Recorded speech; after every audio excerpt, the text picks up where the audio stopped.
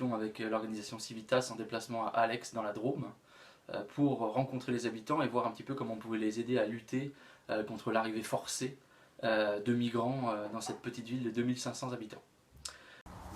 Salut Alex, est-ce que tu peux présenter un peu à l'endroit où tu te trouves actuellement et ce qui s'y passe? Alors là actuellement on est devant le château de Pergaud, donc dans la petite commune de la Drôme d'Alex. Et comme vous pouvez le voir, il y a beaucoup de protection policière pour a priori 5 migrants qui s'y trouvent et qui ont été donc déplacés ici il y a quelques jours de force à 4 h du matin pour ne pas que les habitants puissent s'y opposer.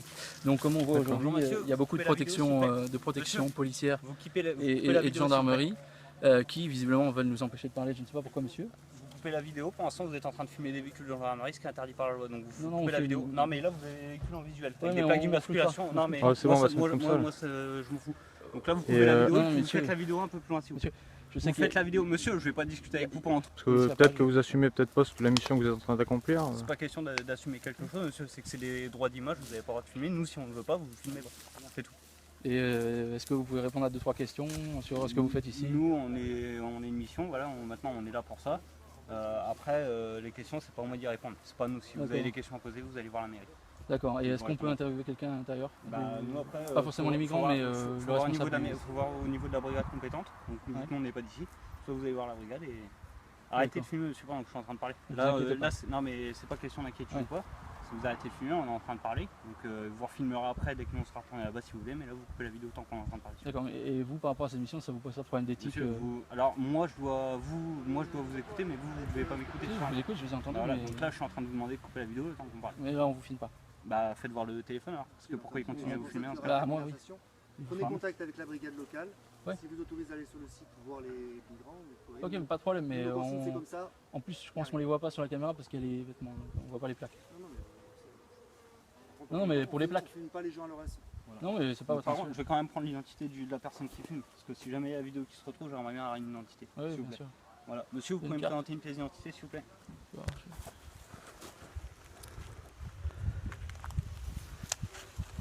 Contrôle par grillage interposé. Vous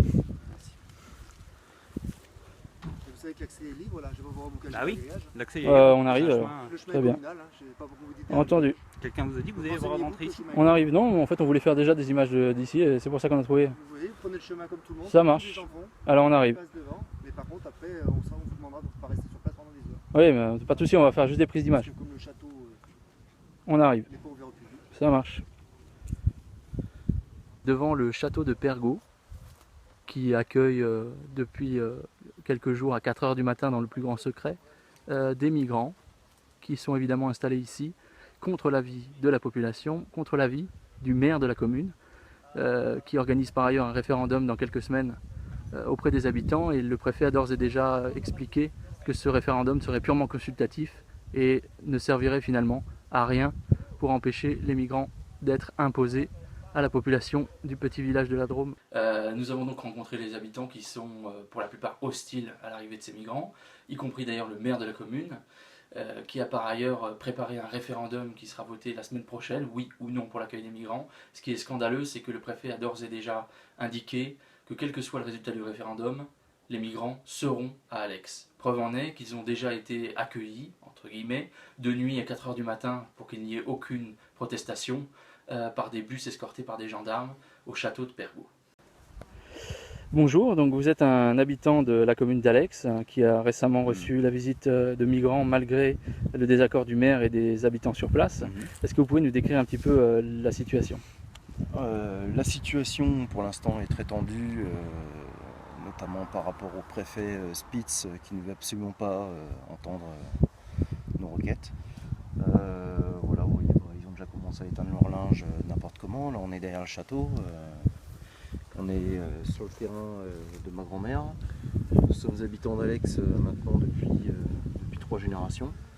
Et voilà, on trouve ça vraiment intolérable que la démocratie soit bafouée et qu'on se permette de venir nous imposer, nous, habitants d'Alex, des populations venues du Moyen-Orient avec tous les problèmes que ça a pu représenter à Calais. Nous, on a peur pour nos enfants, on a peur pour nos anciens. et on veut surtout pas que ça se reproduise ici. Aujourd'hui, tout le monde vient habiter dans des petits villages par rapport à avoir une tranquillité, par rapport à avoir une vie paisible, et pour fuir les cités, pour fuir les grandes villes, pour ne pas avoir de problème. Et résultat, on nous ramène le problème dans nos communes. Là, nous on veut être tranquille, finalement, on ne peut jamais être tranquille. Et l'État cherche toujours à nous ramener tout ce qu'on ne veut pas. Et voilà, nous, la seule force qu'on a, voilà, nous, on a toute la gendarmerie contre nous, on a toute la gendarmerie qui sont là en train de protéger ces migrants. Ils sont en sous-effectif partout. Ici, vous pouvez voir, ils sont 1, 2, 3, 4, 5 véhicules. Et voilà, je pense qu'on ne voit même pas tout, ce qu'il y a encore. Voilà. D'accord, et est-ce que vous pouvez nous dire quelles sont les prochaines échéances au niveau d'Alex, s'il y a le résultat du référendum? On va attendre le résultat du référendum. Après, on va voir un peu ce qui se passe. Je sais qu'il y a quelques associations. Que pensez-vous de l'accueil des migrants en général? Écoutez, dans un pays en crise depuis des décennies, où l'on voit que le taux de chômage ne cesse d'augmenter, que les problèmes de logement, les problèmes de soins et évidemment les problèmes d'insécurité liés à l'immigration ne cessent d'augmenter, je pense qu'il est totalement irresponsable, voire même criminel, d'accueillir une manne énorme d'étrangers qui vont très clairement remplacer notre population, mais avant de la remplacer, bien évidemment, abaisser considérablement son niveau de vie. Est-ce que vous avez pu vous rendre sur le lieu où vont être hébergés ces migrants, Alex? Tout à fait, alors c'est le château de Pergaud, qui a été construit en 1848, un magnifique bâtiment qui aujourd'hui est devenu le château des migrants, ou plus précisément une forteresse, puisqu'il y avait sur place des dizaines de voitures de police gardant ce lieu.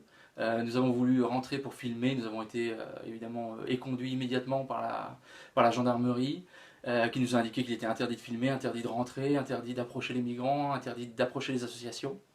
Et surtout, par la suite, nous avons encore été coursés par des voitures de police avec de gendarmes avec gyrophares, qui nous ont arrêtés, contrôlé toutes les identités, qui nous ont demandé encore une fois ce qu'on faisait ici, alors qu'on n'a fait simplement que de vouloir filmer et prendre quelques photos.